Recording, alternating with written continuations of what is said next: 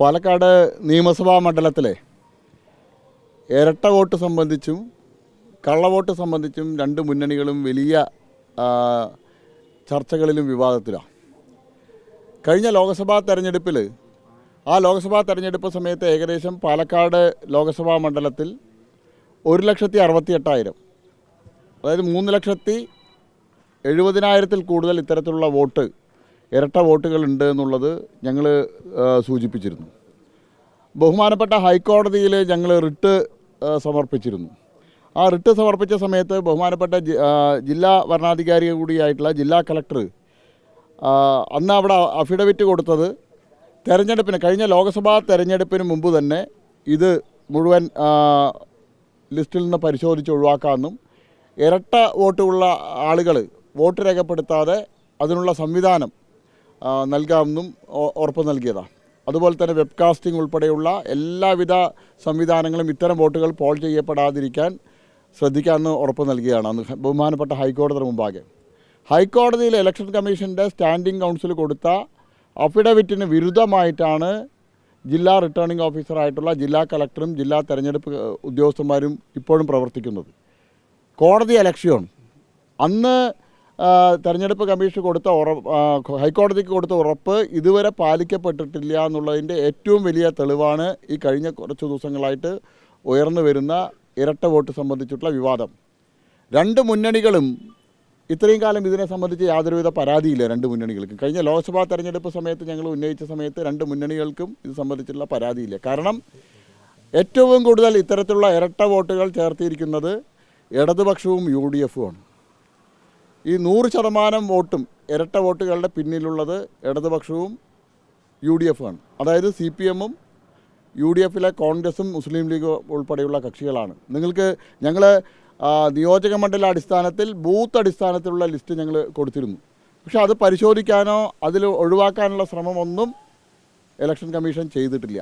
ഞങ്ങളതിൻ്റെ booth വൈസുള്ള print out election commission ലഭിക്കാവുന്ന തരത്തിൽ ആളുകളുടെ ഫോട്ടോ അടക്കമുള്ള ലിസ്റ്റാണ് ഞങ്ങൾ ഇലക്ഷൻ കമ്മീഷൻ കൊടുത്ത് പെൻ ഡ്രൈവിലാക്കിയിട്ട്.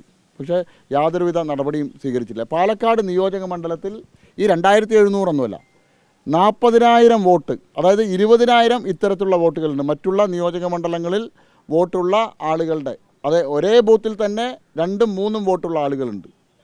ഇവരെ വോട്ട് രേഖപ്പെടുത്താനുമുണ്ട്. നിങ്ങൾ കഴിഞ്ഞ ലോക്സഭാ തെരഞ്ഞെടുപ്പിലെ ഇത്തരത്തിലുള്ള ആളുകളുടെ ഇരട്ട വോട്ടുള്ള ആളുകളുടെ വോട്ട് സംബന്ധിച്ച് പരിശോധിച്ചാൽ അറിയാൻ കഴിയും. ഇത്തരത്തിലുള്ള നിരവധി ആളുകൾ രണ്ട് നിയോജക മണ്ഡലങ്ങളിൽ വോട്ട് ചെയ്ത ആളുകളുണ്ട്. കാലത്തൊരു നിയോജക മണ്ഡലത്തിൽ വോട്ട് ചെയ്യും, ഉച്ചയ്ക്ക് ശേഷം അടുത്ത നിയോജക മണ്ഡലത്തിൽ വന്ന് വോട്ട് ചെയ്യും.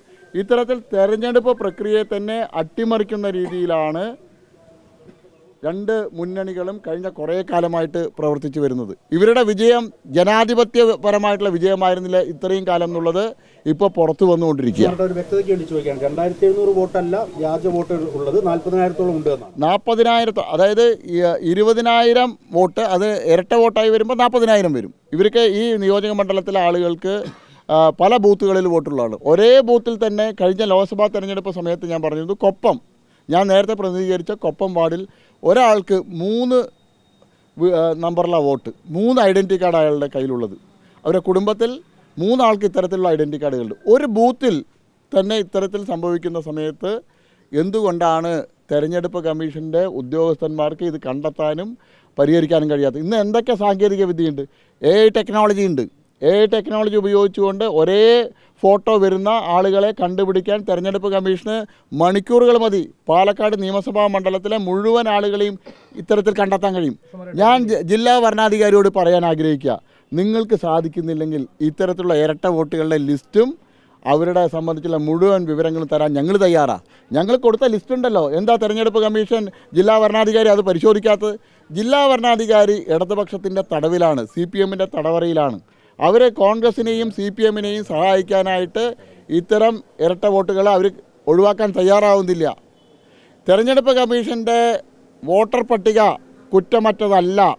കഴിഞ്ഞ തവണ ശ്രീധരൻ സാറിൻ്റെ പരാജയത്തിന് പ്രധാന കാരണം ഈ CPM-ൻ്റെ വോട്ട് പറിക്കലും അതോടൊപ്പം തന്നെ ഈ ഇരട്ട വോട്ടുമാണ്. ആ ഇരട്ട വോട്ടുകൾ ഒഴിവാക്കിയാൽ പാലക്കാട് നിയോജക മണ്ഡലത്തിൽ BJP 25,000-ൽ കൂടുതൽ വോട്ടുകൾക്ക് ഇവിടെ വിജയിക്കും.